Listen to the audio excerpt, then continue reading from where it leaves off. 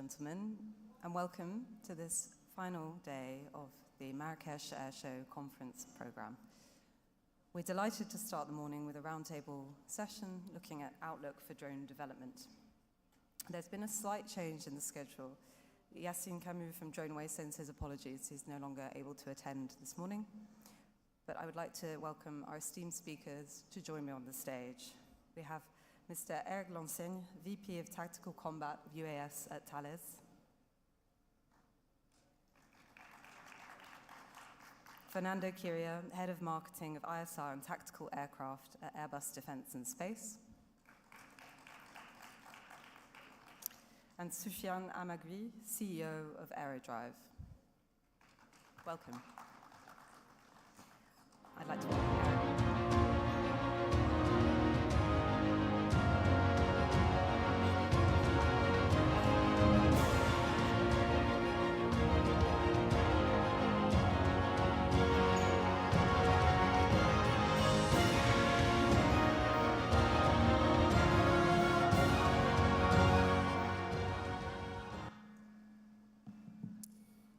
Bonjour à tous. Je suis très content d'être à Marrakech là, pour cette présentation sur les drones. Je suis Eric Lanseigne, responsable de la stratégie et du développement des affaires pour l'activité drone, drone de contact, je vais expliquer ce que c'est, chez Thales. Donc chez Thales, nous sommes impliqués dans les drones, comment ne le serions-nous pas, compte tenu de l'importance de cette technologie dans les affaires de défense. Et nous sommes impliqués dans 3 secteurs. Nous faisons des drones, c'est-à-dire les systèmes aériens sans pilote eux-mêmes. Nous sommes impliqués dans les systèmes de contre-UAV et nous sommes impliqués également dans les systèmes UTM, UTM voulant dire UAS Traffic Management, qui sont aux drones ce que est l'Air Traffic Management à l'aviation commerciale.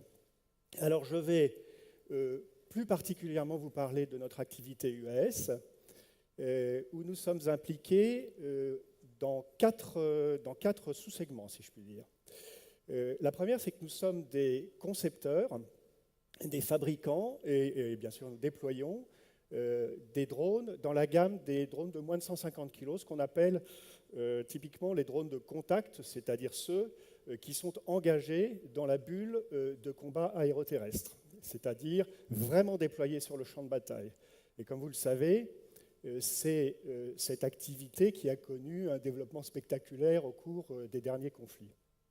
Alors, dans cette gamme de produits, nous fabriquons une gamme de drones à voilure fixe, dont vous voyez des représentations dans la partie gauche de ce tableau.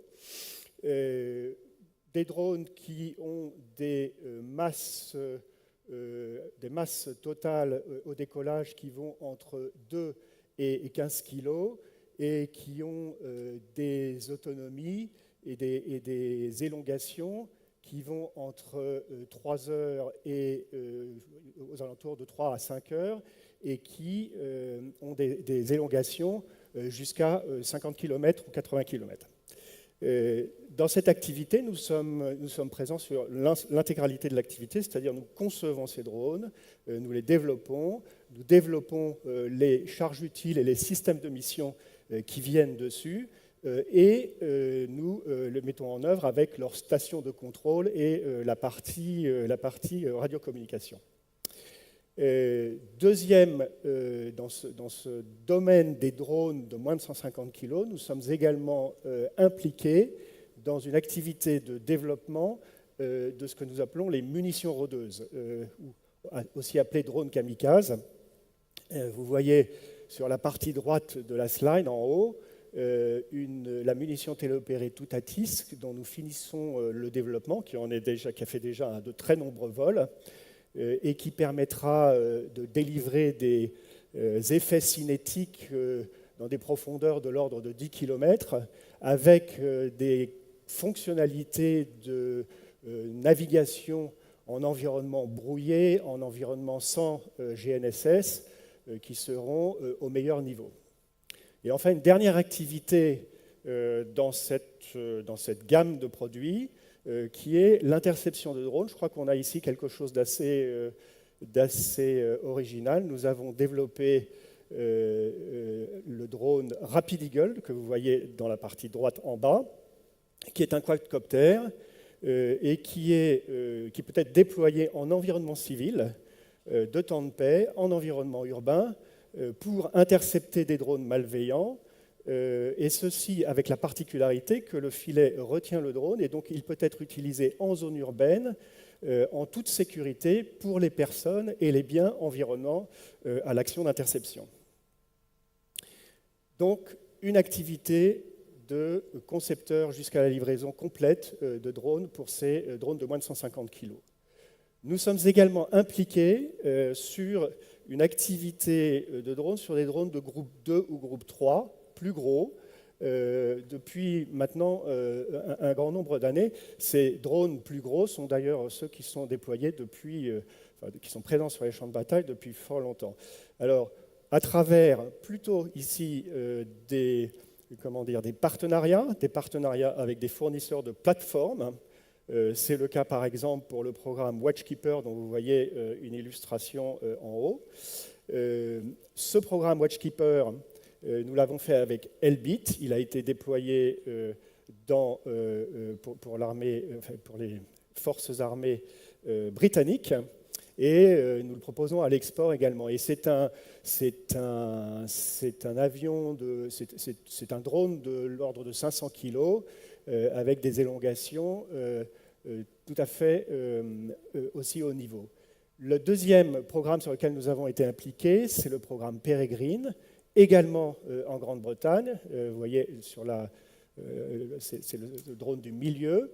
Cette fois-ci, dans un partenariat avec la société Schiebel, pour un drone à voilure tournante et à décollage et atterrissage vertical, et encore une fois dans des missions d'ISR au meilleur niveau, avec une particularité, c'est que, d'ailleurs dans ces deux systèmes, c'est que nous avons déployé une charge utile radar qui permet un certain nombre d'acquisitions de données beaucoup plus précises et plus intéressantes pour les forces armées que sur la partie strictement visible.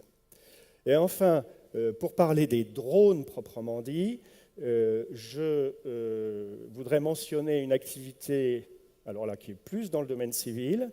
C'est le drone UAS-100 que vous voyez en bas.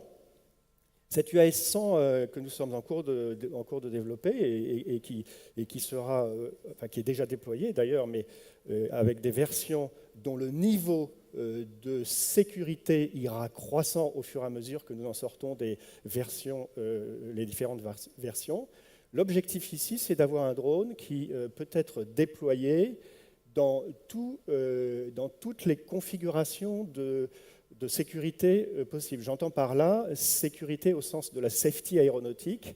Ce drone aura le plus haut niveau de certification qui est envisageable, ce qui lui permettra d'opérer au-dessus de zones densément peuplées pour des missions de temps de paix, de sécurité civile, encore une fois, quel que soit l'environnement. Alors, les drones dans les opérations militaires, je crois que j'ai besoin de convaincre personne dans cette audience que c'est un facteur nouveau qui a connu un développement absolument spectaculaire dans les récents conflits. Il n'est pas besoin de citer le cas de l'Ukraine pour voir à quel point c'est disruptif. Ceci étant, nous pensons, chez Thales, que si on en a vu un développement spectaculaire des usages, le mode d'opération des drones reste, lui, assez largement inchangé. En gros, aujourd'hui, sur les théâtres d'opération, vous avez un opérateur qui pilote un drone en utilisant la liaison de radio depuis le début jusqu'à la fin de la mission. Et donc, le nombre d'opérateurs et la disponibilité du spectre restent des facteurs limitatifs pour envisager un emploi toujours plus extensif de ces drones, alors qu'il y a une demande, nous le voyons dans nos discussions avec les forces armées de différents pays, il y a une demande pour multiplier cet usage. Nous pensons donc que l'avenir, en tout cas pour certains usages, sera de déployer des essaims de drones. J'en parlerai peut-être plus avant dans la partie Q&A, mais pour faire simple, de notre point de vue, déployer des essaims de drones, ça veut dire donner le plus d'autonomie possible aux drones.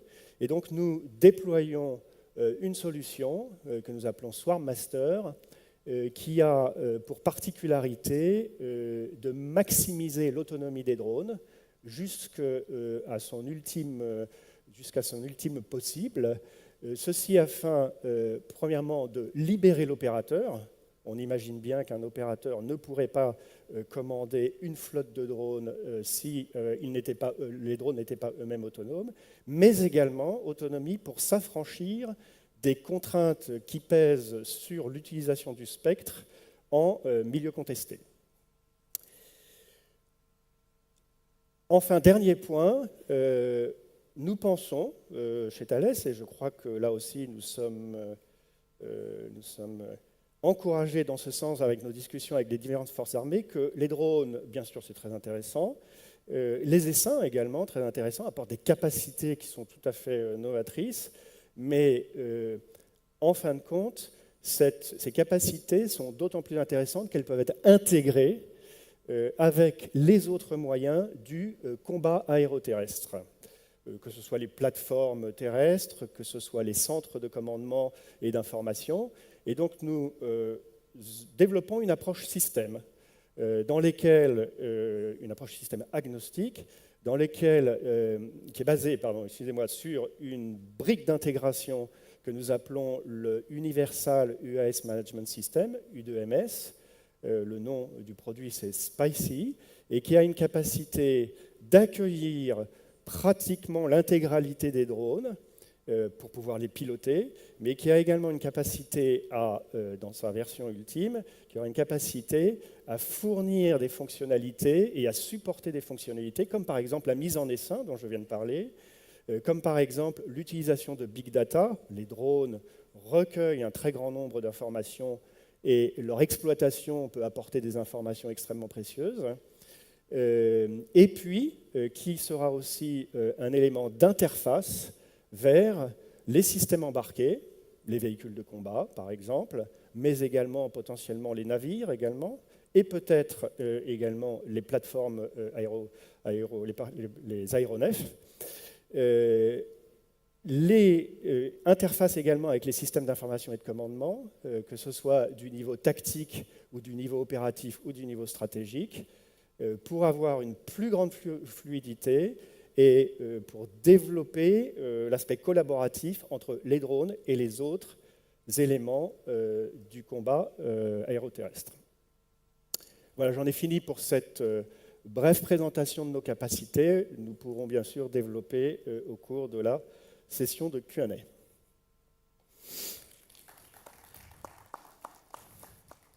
Merci.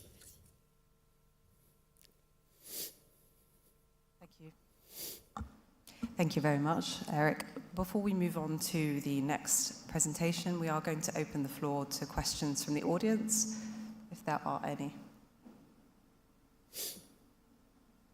Just raise your hand. Okay. We have one. Can we get a microphone, please?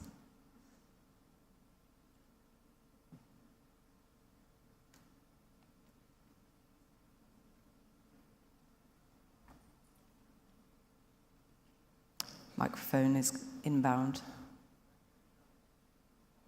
Raise your hand, please.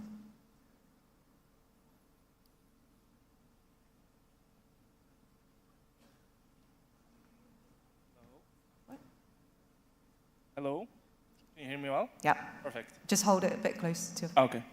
So my name is Ahmed Mahmoudi. I'm a student. I'm an industrial engineering student, specialized in complex systems engineering. I study at UM6P in Bangladesh, and I'm excited to be with you here. I've seen on your LinkedIn profile, Mr. Eric, that you were talking about looking for new entrepreneurship experiences.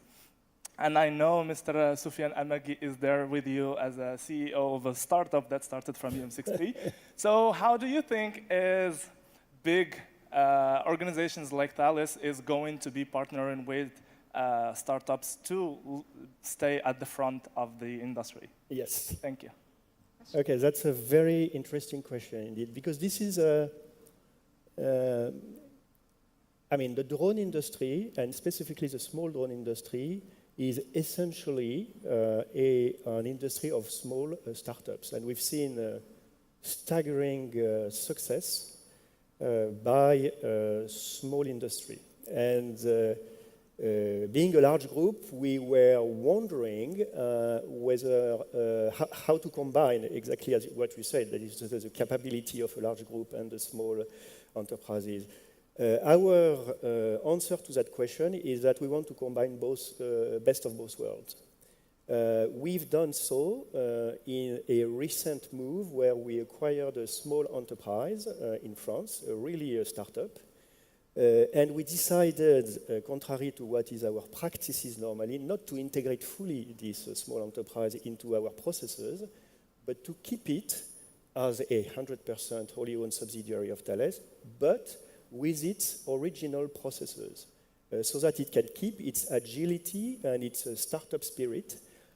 So we hope that this is the right model. And at the same time, this new capacity of ours is benefiting from all what a large group can bring in terms of R&D, in terms of legal support, commercial support, and all sorts of things.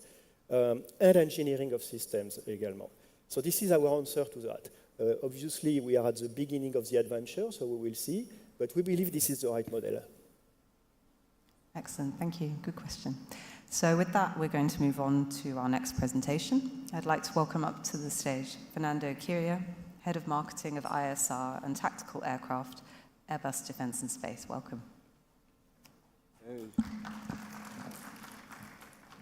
Je vous remercie pour venir ici à cette conférence des drones. Et je vais parler, je travaille chez Airbus, je suis le responsable du marketing des solutions de surveillance tripulées et non tripulées.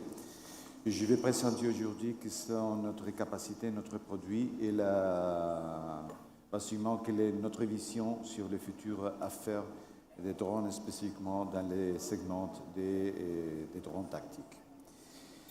And I'll change just to English for the wider audience. And as I mentioned, Airbus is very well known for the production of different products from airliners just to the area of the defense, including, of course, fixed wing and rotary wing. As well, in the portfolio of Airbus regarding drones, we have certain products just based on fixed wing platforms and as well on rotary wings.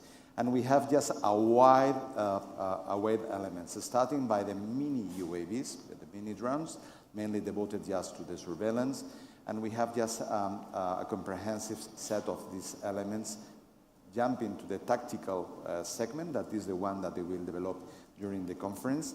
And as well, we have other products like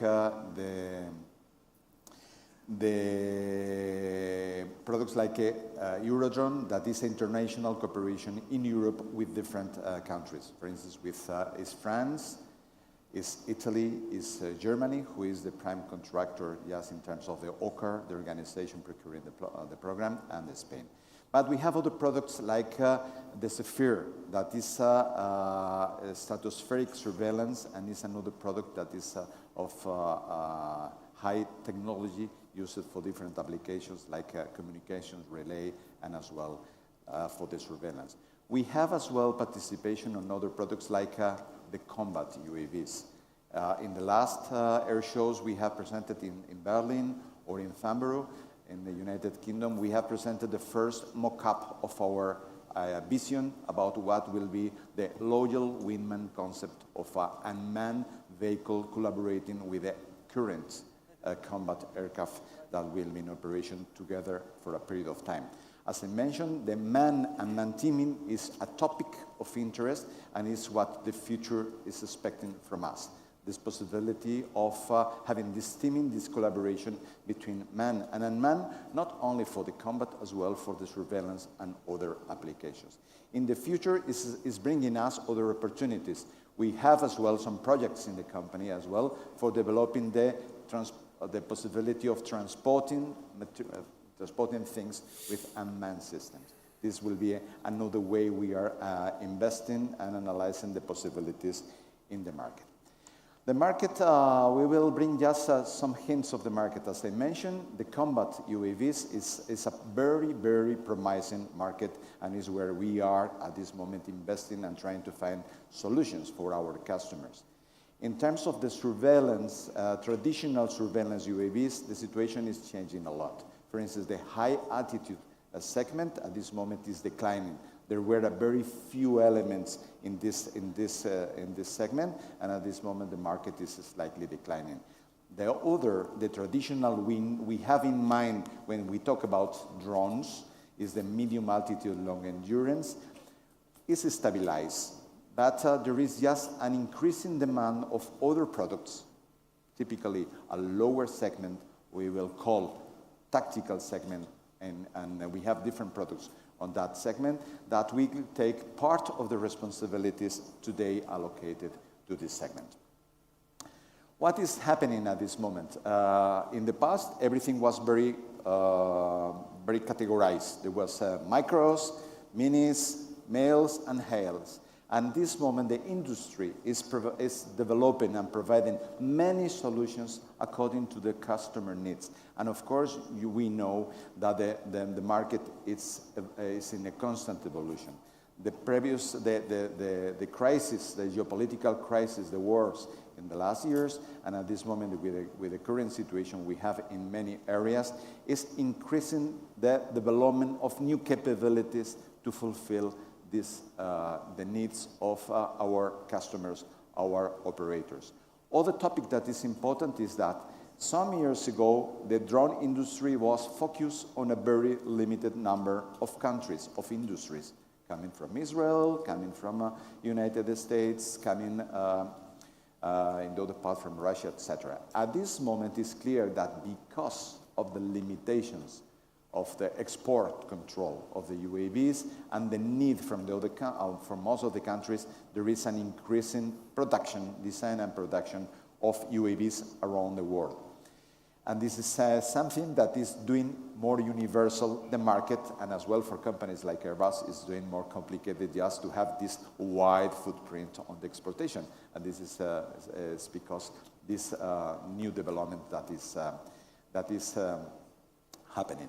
Going to the tactical segment, in the past it was mainly focused on fixed wing. At this moment, especially on this traditional, there is a big trend just to move to the VTOL, to the vertical takeoff and landing solutions. And this is the market is moving in that direction. And at this moment, as I will explain in the presentation, there will be another trends. What we have in Airbus, we have a subsidiary in France that is called Surveycopter, that is the responsible of the production, design and production of mini UAVs. And we have some products that at this moment are developed in operation, mainly in France and in the export market, that corresponds to a light UAVs that may have just two types of propulsion, or electric, or just with a piston engine, with endurances from 3 hours to 6 hours. These are typically operated from the shore or embarked on planes, using just a catapult for the takeoff and a net for the recovery of the systems.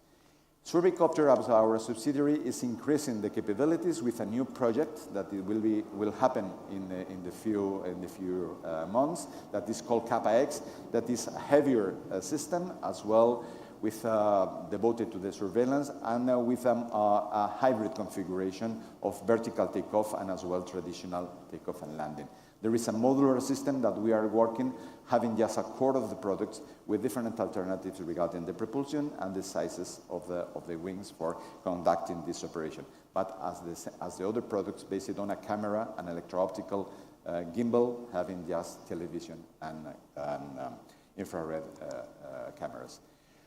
We have one product that is new. It's a product developed and manufactured in the United States, but Airbus Helicopters has taken this company and is promoting internationally this product. This product is one design that is based on the optimization on the space for the takeoff and landing, especially when there is operated over carriers, that just to block one area of the carrier, it's very complicated. To have one aircraft that is air vehicle that is capable to take off and landing in a small space we can say 3 by 3 meters, it's very relevant for our customers. And we are working as well on providing these tactical capabilities to our customers. There is something that is, will jump to the high-end tactical. Typically, the tactical UAVs are was having a gross weight between 300 to 500 kilograms. At this moment, there are new needs that is moving us to have something bigger, but trying to get the same surveillance capabilities that a medium altitude, long endurance. What is meaning? That is having capacity with the same volume of procurement, of buying more units, of having a more massive procurement, bringing similar capabilities than the other segment that is the medium altitude, long endurance. This segment may provide, in terms of surveillance, the same capabilities. The only big difference is, logically, the capability for carry weapons is different. And for that, Airbus is developing just a new product that this moment has been launched just in 2023 and will start just flights in 2020, before the end of 2025. That is this, as I mentioned, is this tactical end. And this is developed in Airbus with the standards of all of our defense products. It's something that will be available and has been designed for fulfilling 3 types of missions: the defense, the security, and as well the support to the governments for conducting emergency surveillance on emergency situations, just to provide a proper assessment of what is happening. What are the big difference between this product and what is available today? Is mainly the capability of having dual sensors. Most of the planes are having, or air vehicles are having, one electro-optical turret. We'll have one electro-optical turret and a multi-mission radar enabling to operate over land and as well in the maritime environment. Second point is having longer range, because we are having SATCOM data link enabling just to operate beyond line of sight. And one element that is important for us, with obtaining a full certification from airworthiness authorities. In our case, this product is manufactured in Spain and will get just the certification through well-recognized authorities for the export. Then this will mean that we are fulfilling with the most demanding standards of quality and safety. And this is appreciated because in most of in Europe and in other countries, it's clear that we cannot sell one product without a proper certification. The air vehicle, as I mentioned, we are moving from one vehicle of 300, 500 kilograms to a gross weight of 800 kilograms. This is enabling a payload of 200 kilograms. That is enough for having dual sensors, and as well as I had in the first slide, with capability for 4 underwing stations, up to 130 kilograms of weapons. That is one of the requirements in most of the air forces at this moment, to be able to conduct attack as well on top of the surveillance capabilities. Its endurance up to 20 hours and the capability to fly up to 21,000. This is our product. We have in our booth just a model and information for you if you're interested, and will be just the next development that hopefully will fly in 2025 and is ready just for being delivered to the launching customer, and we expect of having as well a good success on the export. And as I mentioned as a conclusion, basically Airbus provider of manned vehicles and as well on unmanned vehicles, and we have this portfolio of solutions and capabilities for the different customers. And thank you very much.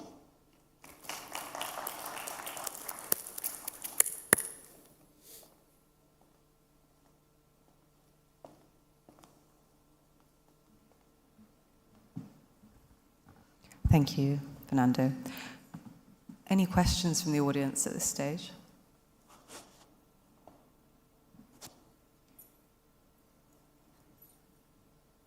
Okay, I think you were very clear. So we're going to move on now. We have our last presentation of this session. I'd like to welcome up Soufiane Amagri, CEO of Aerodrive. Welcome. I have a question.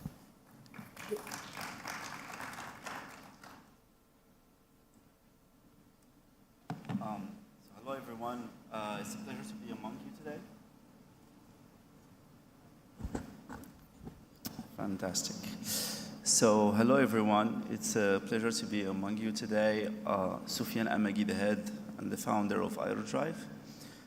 AeroDrive is a global drone manufacturer and service provider that started here in Morocco back in 2017. I'm here today to tell you the journey that we have been through and the products that we have on the market today. So we would like to be positioned as a global drone manufacturer, but that started in Morocco. Myself is an alumni of UM6P. UM6P, for the ones who don't know it, is the University of Mohammed VI Polytechnic, which is a leading university here in Morocco that was established in 2013 and in which the company was established. So AeroDrive had seen light in 2017, but since then we set foot in several corners of the world, starting by the US, then France, and recently in Saudi Arabia. Our mission was to provide, back at the time, the data that is collected by the drone. So we were positioned as a drone service provider at the start in order to provide reliable data, accessible data, and precise data to industrial companies. So how we were able to achieve that? So we were able to achieve that by integrating sensors into drones that we already acquired internationally, and using these systems in order to collect data for companies within 3 verticals. So the first vertical was oil, gas, and mining. Our very first collaboration was with the OCP Group, the largest phosphorus and company here in Morocco, and phosphorus mining company. Afterwards, we enlarged our scope to other companies within the same sector here in Morocco and recently in Saudi Arabia. We tried also to provide inspection services for industrial companies, like the National Railways Company for the high-speed railways. We were able to inspect very large amount of railways in a very reduced time frame, and this was enabled by the power of drones coupled with our internal ability to integrate specialized sensors, and this data that is collected, we valorize it using AI to detect anomalies on the infrastructure. And the last vertical that we are operating on within the services scope is precision agriculture, where we provide generally hyperspectral and multispectral imaging to research centers operating within precision agriculture in order to provide a tool later on for farmers in order to help them optimize their management, their crop management, and their field management. Drone services was a start for us, but in 2020, we were able to raise funds here in Morocco in order to manufacture the first drone locally. So we were able to do that. It was our vision since the beginning.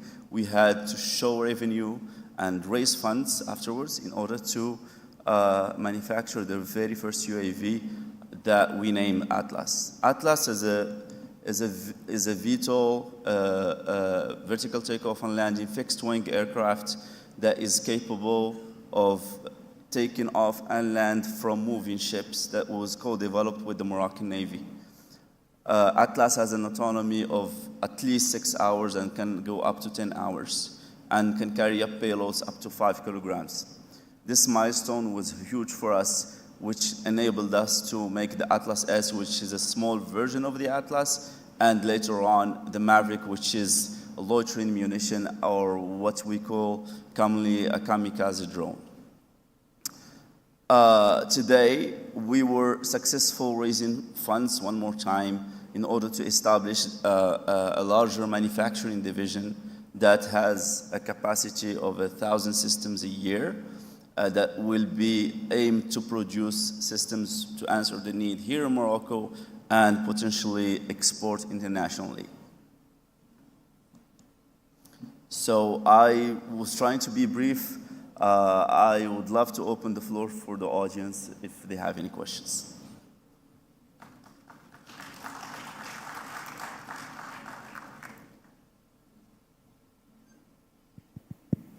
Do we have any questions from the audience for this session? No? If you'd like to take a seat, I have some questions that I've prepared. I'm going to go first to you, Fernando. I know we enjoyed the presentation. I'm just wondering, what's your opinion on what the key technological advancements are expected to drive the next generation of drone capabilities in the next 5, 10 years? In the drone industry has to provide products and services, but based on the current environment. It's clear that this is still a situation from the past years. Is just the complete implementation of the drones in our home nation aerospace. It's something that has been initiated. It's clear that the capability to operate in a non-segregated space is something that is still pending in most of the cases, and we have to work on that for the complete implementation far of the areas of crisis in our local environment. This will be just in the short term. And another point that is very important will be just the autonomy. At this moment, we consider that the drones are a remote pilot air vehicle. Then there is just a pilot in a certain place in the ground control station, just controlling, piloting and controlling everything. The biggest step will be for the future, the concept of the autonomy, the capabilities of the air vehicles to operate under pre-planned flight plans and based on the interaction with the rest of the air vehicles that can operate in the area. This part of the autonomy is something that is we are starting to develop, but there is some time and some space just from now to do it, and just for the final implementation in all of the environments. And there is another one, mainly just in the area of defense. There is at this moment a certain perception of urgency because of the geopolitical situations. And at this moment, the speed where the industry is providing solutions, it's perceived as longer than the customer needs. At this moment, and there are some ministers of defense that are clearly stating what are the strategy is just to return to other moments in the history of the aerospace, is just developing, testing, and modifying what is needed for having the adequate product for our customers. And the agility to provide these solutions is something that is very expected from our customers. Thank you. Eric, I'm interested in your view as well, in, regarding the evolution of drones in military sector more specifically. Yes, I mean, I think again it's probably a very well accepted fact in all the audience that the introduction of drone in the military operation, specifically for the low segment, that is to say on the airland combat bubble, is really clear. I mean, there has been a staggering multiplication of the usage of those drones. Yet, so we've come to so far, yet the droneization of the battlefield is an irreversible movement that will have deep consequences, and that will have deep consequences on the industry as well as on the technology and on the usage. On the industry, I think we've seen nothing. The industry remains relatively fragmented. You've seen here 3 companies representing, but in reality, the number of companies making drones is absolutely staggering. And I believe that there is still the right economic model that needs to be accomplished. As Fernando was saying, the customers are expecting that we self-develop those solutions, and that is requesting an amount of R&D expenditure that is extremely high. Very little of the large number of players are able to do that in a profitable manner, I believe, on a sustainable way, and I think we will see consolidation. So one of the strong movement I think we will see is consolidation of the industry, yet with one caveat, which is that every country will like to have its sovereign industry. So there is a limitation to that consolidation, but consolidation is bound to happen. On the usage, imagination is the only limit. I mean, the introduction of drones in the military operation is showing absolutely no limitation. And again, I'm talking here on the military operation in the airland combat bubble. And there also, I agree with Fernando, that is to say that what will drive is the increased autonomy given to the drone. With the introduction of autonomy, we will see that the multiplication of usage will be practically infinite. With one caveat there also, which is that in military operation, autonomy is extremely appreciable, but the control of the mission must remain to the operator at all times. So this balance between autonomy and control in drone operation will be a key factor in the military field. In the technology, there also that would be extremely large, but I would like to take two aspects. One which is related to the energy and propulsion. I think the challenge is going to be allowing to produce as much as much energy and as much propulsion power for an ever decreasing mass. The idea here is not necessarily to extend the range of the autonomy, but more for a given mass to reduce the budget that is allocated to the propulsion and energy part. And the second piece which I would like to mention is probably the AI, the introduction of artificial intelligence and architecture, software architecture in drones, which are allowing to take advantage of the artificial intelligence. And there is a sub-part of that which is to have the processing power, the processing hardware that will be small enough and cheap enough to be embarked on smaller and smaller drones. Thank you.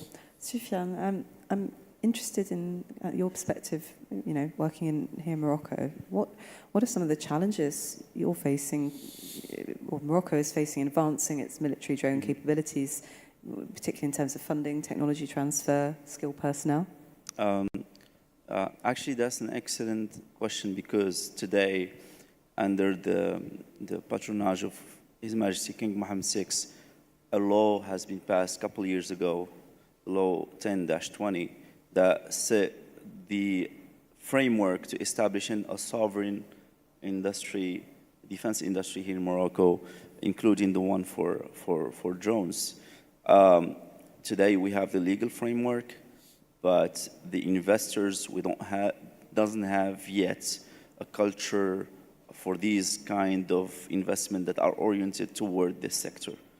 I'm talking from my own experience, but also from the knowledge of the ecosystem here in Morocco. So there's work that should be done on the funding part in order to encourage local initiatives and also build bridges with big groups like Thales and Airbus in order to allow technology transfer with a sole goal of having a sovereign defense industry on the drone parts. Okay, I think we still have a couple more minutes, so we can continue our conversation. More specific technologies such as AI and machine learning, it's something everyone's talking about at the minute. What do you think, Fernando, in terms of how that's shaping future applications for drone development? There will be a balance, a trade-off. At the end, in the area of defense is one area that at this moment just will see the topic of the implementation. It's clear that it's possible just to use the artificial intelligence to train the systems, to try, but it happens with the car industry that there are the limits of the safety, and in particular in defense, what are the limits of the self-decision in terms of military actions that may have a very strong impact on their lives. Then at this moment there is an ethical perspective that at this moment has not been already taken, but most likely very, very soon will pop up. That is the corresponding, how the defense or the military environment will be affected by the artificial intelligence, the machine learning, and out of the monitoring and control of the humans. This is something that is technologically will run, but in certain moment there will be just an ethical analysis of this implementation. Absolutely, I think that's a lot of industries feeling the same way. Eric, you touched on drone swarms in your presentation. What do you consider will be the role that drone swarms will play? Can you expand on that a bit? But as I was saying, the modus operandi of drones, where one operator is conducting one drone. Actually, in Ukraine, what you see is it's more than you have up to 4 people operating one single drone. So, if you count all the environment, we believe that this is unsustainable. I mean, it is sustainable, but it is a limiting factor to really leverage and take all the benefits that drone operation can bring. So swarm is the answer, whereby very simply, by putting multiple drones under the control of a single operator, obviously you multiply the effect and you multiply the capability. You can reach effects such as accelerating the collection of information on the battlefield by a factor that is almost proportional to the number of drones in the swarm. You can obtain effects such as saturation effect in the kinetic domain, and you can envisage action in the spectrum, which are really very interesting. So we believe that it is really the way to go. It needs yet to develop. I mean, solution needs to be developed. We are on the path for that. And the key is to introduce autonomy.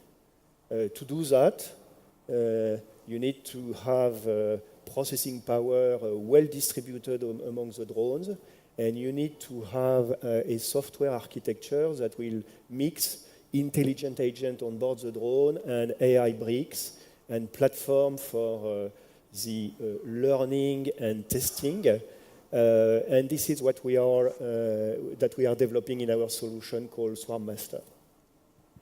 Thank you. I think we have a question from the audience. Yeah. Can we get them? Hang on. Hello. Perfect. So it's me again. I totally second what you guys talked about, and using AI is still not very developed and matured enough to give it full control on the drone and the missions and the decisions, because we still don't understand how they behave. We know they can do things, but we don't really understand the intricacies of the models that work. As Mr. Eric said about the autonomy is one of the most important capabilities that the drone industry is working on. and if we do data treatment on the drone, it would consume it. So I think it's smarter to send it, create stations of treatment that are connected with the drones to do the treatment plugged in without sacrificing the autonomy of the drone. Now, my question would be, since you all said and worked in the French industry, I would like to ask you, with the commitment of France of about 5 billion euros in the drone industry till 2030, what do you guys think is the most important capabilities beside autonomy that the French defense needs to invest in or pay attention to? Thank you. Okay. So I'll take it as the French representative. First of all, this is 5 billion which are under the control of the government, so I will not speak on their behalf. Okay, part of this budget will be allocated to the larger drone, UCAV in particular, and in particular developing, I believe, capability for in terms of loyal wingman. That is to say, the drones which are associated with the fighter aircraft. And that will take a significant part of the 5 billion. This being said, the Loi de Programmation Militaire, which is a public document, is pretty clear about the capability you want to develop in the smaller drone. And one of them is swarming, in particular. And for the reason I mentioned, because it is providing staggering effect and protecting people and at a affordable cost. Thank you. I think we have this gentleman here. Bonjour. Question pour Thales et Airbus. Un point qu'on n'a pas abordé, je pense, aujourd'hui, c'est la scalabilité de production. Le conflit en Ukraine a montré malheureusement certaines limitations de production dans le bloc de l'OTAN. Et je voulais savoir comment vos deux compagnies, à l'avenir, allaient remédier à ce problème rencontré lors de ce conflit. Merci. Oh, initially, the thing is, as I mentioned, there will be just a big, is the big debate. At this moment, even just the procurement of of drones, of UAVs, from the nations is not massive. It's initially the concept is buying a certain volume, certain number of systems. In the most, even if you have a look of the current fleets, I will not say mini UAVs, but in the terms of high tactical or MALE, the number of units that is in operation in the different countries is very limited. It's clear that our ministries of defense has been planning and preparing their procurement based on peacetime. At this moment, it's clear that the current situation it's changing, and at this moment, not only in the drones as well, the concept of the loyal wingman is how we can generate a new product that is supporting the fighters, because we consider that with a number of fighters, and especially high technology, new generations of fighters, is not enough in quantity to enter on a conflict. Then, in most of the nations at this moment, there is just a big analysis of the way to proceed for being prepared for more continuous operations in a conflict. It's clear that last conflicts we are having, in the previous, it was thinking that it's a short period of time for the conflict, and at this moment we are seeing conflict that is taking years and years, like it happens in the past. Then at this moment, the industry will be forced just to prepare more simple products, ready to operate and ready to be massively produced. This is something that will happen in all of the segments, and it's a reality that we will have in the near future. If it's okay, I would like to add a piece to this particular question. In my opinion, the best model was an American company, Edge Autonomy, which was a Latvian company that was acquired by a US company, where they have a manufacturing facility in Latvia where they produce massively. We try to be inspired here in Morocco. That's why we set our R&D in France to accelerate product development, to have access to suppliers, test beds, but have the production facility here in Morocco. In Morocco, we can produce for a very competitive cost to answer the need, for example, the number that we saw flying in Ukraine, which is to produce 1 million drones only this year as a loitering munition. So our strategy in Morocco, in Aerodrive, is to produce here in Morocco to have a very competitive price points, simpler products, have R&D elsewhere within appropriate and adequate ecosystems. I think these kinds of configuration would be the optimal ones in order to stay ahead of production in large volumes. Maybe a word on this topic, if you allow me. In Thales, we recognize that there is an issue here, obviously. There has been estimation, for example, in the case of France, that the need in terms of mini drones, and in particular loitering ammunition, by the way, between the peacetime and the wartime could be as big as a multiplying factor on 100. Now, it is clear that the industry is not ready.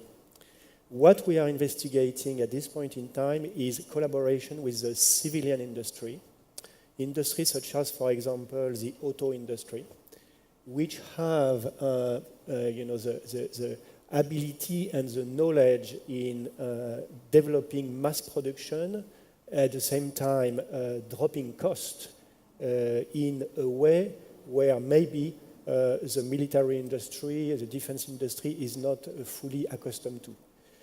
So we believe that this cooperation, civilian industry and defense industry, in view of being capable of ramping up extremely quickly at an affordable cost, is probably an avenue to explore.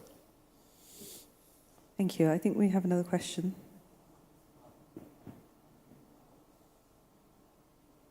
Hello. Hi, yeah. So I wanted to ask about, two different capabilities that weren't really mentioned. I mean, we spoke about swarm tactics and sort of different VTOL capabilities and whatnot, but I wanted to ask about the outlook on, for example, stealth drone bombers, and then another one would be speed. So I know throughout the air show we saw, drones with propeller planes and sort of jet engines, but I wanted to ask, what's the outlook for the development of these two capabilities within drones? I mean, I know the radar cross section of a drone is very small, but I know China and Russia are developing, stealth drones. What's the outlook on that? Who wants to take that? Okay, the trends are this, and of course that everybody is working on that direction, and there will be solutions based on that. It's clear that at this moment, the last 3 years, 5 years, is changing all of the paradigms. At this moment, even the reaction time is very, very, very rapid. Systems that 2 years ago were just the paradigm of operation because of their capabilities or their features. Of course, that the other part has been moving fast for improving the detection capabilities, all of the elements for the self-defense against these threats. Then we'll see that in the last years there will be just a recurring cycle of developing new capabilities and developing new defense against these capabilities. Okay, we were some years ago, the counter UAVs technology was something that was punctual, and at this moment, most of the industry is providing solutions. The operators are asking for solutions, because at this moment, not only in the defense area, at this moment mainly on the security, as today it's impossible to organize an international event or a very public event. In the future, we'll have just a world football competition in Europe and in Morocco as well. And at this moment, all of the technologies developed for the big conflicts that is buying something that is available in the supermarket and putting some explosive that is working in the current conflicts may be extended to the threats for the national security of the nations. Then at this moment, there is, has been in the past, but there is the emerging threat, the emerging capabilities are linked with the new threats and the need just to protect against these threats. And it's just, it's a very quick cycle, and that we are forced to be there and to be embedded on that. We'll see that for a period of time, everything has running in a certain speed, and at this moment, we'll see that everything has been absolutely accelerated. Thank you. And I think with that, we can wrap up the session. So a warm thank you to all of our speakers for today. Thank you very much.